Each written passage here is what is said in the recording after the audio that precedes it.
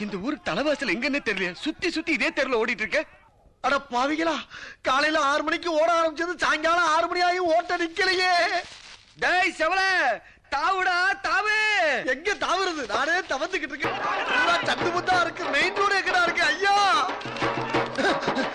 ஆத்தடி தெய்வமே, புயல் வேகத்துல போய்கிட்டு இருக்கேன். குறுக்கு எது மணலாரி வந்துடக்கூடாதா சாமி? பெரிய சலமாட்டக்காரனா இருக்காண்டு நம்மளை விட பெரிய கம்பா வச்சிருக்கேன். எதுவா இருந்தாலும் பேசி தீர்த்துக்கலாம்.